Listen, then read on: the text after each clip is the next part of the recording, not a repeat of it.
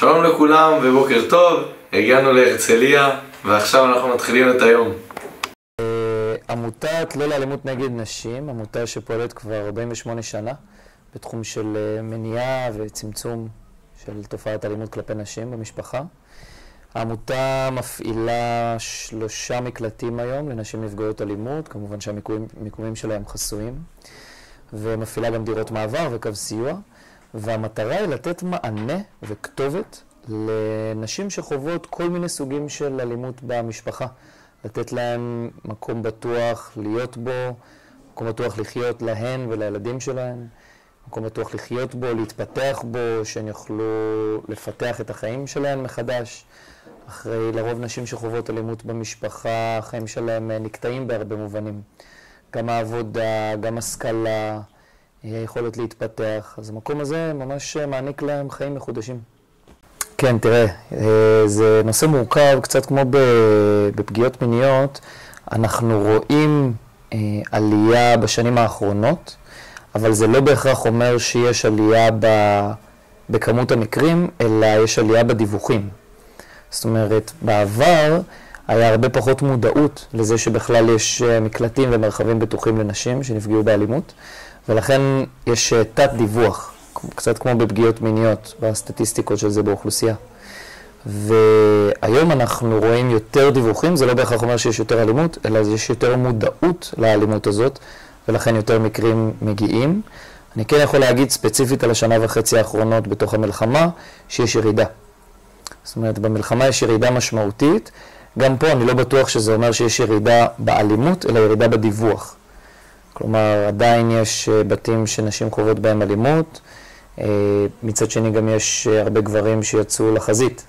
זה יכול להיות בתים שהיו אלימים והגבר יצא למילואים, אז הבית כבר לא אלים, אבל זה לא בגלל שהבית לא אלים, אלא זה בגלל שהגבר כבר לא נוכח.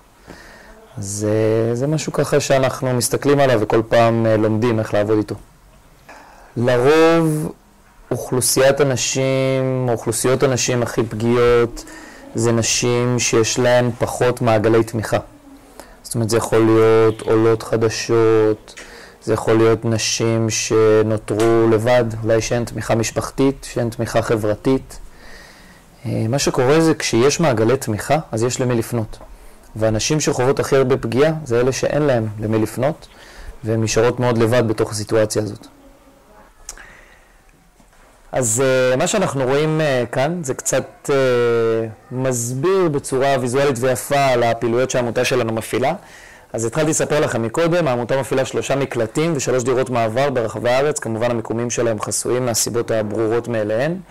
לצד זה יש פרויקטים לקידום והעצמת נשים היוצאות ממעגל האלימות, זאת אחת השאלות ששאלתם אותי לגביהם על מה עושים כדי לשקם נשים. אז יש הרבה תוכניות וליוויים אישיים שהן מקבלות, כדי להחזיר אותן למעגל העבודה, התעסוקה, ולהחזיר אותן לעצמאות, ולהחזיר אותן לעמוד על הרגליים.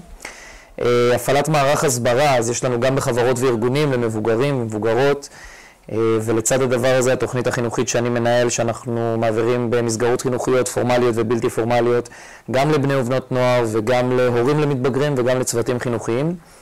אז זה אחת הפעילויות המרכזיות שהיום העמותה שלנו עושה בהקשר של הסברה. וכמו שאמרתי לכם מקודם, כוכבית 6724, זה הקו סיוע אנונימי שפועל 24/7 לייעוץ, הכוונה, תמיכה והפניה, כל מה שצריך. לצד הדבר הזה יש גם לעמותה אתרים ברשתות החברתיות, בפייסבוק, באינסטגרם, פודקאסט שהעמותה מפעילה ואתר אינטרנט. ויש הרבה דרכים ליצור איתנו קשר. סיימנו את יום הצילום, מקווים מאוד שנהנתם.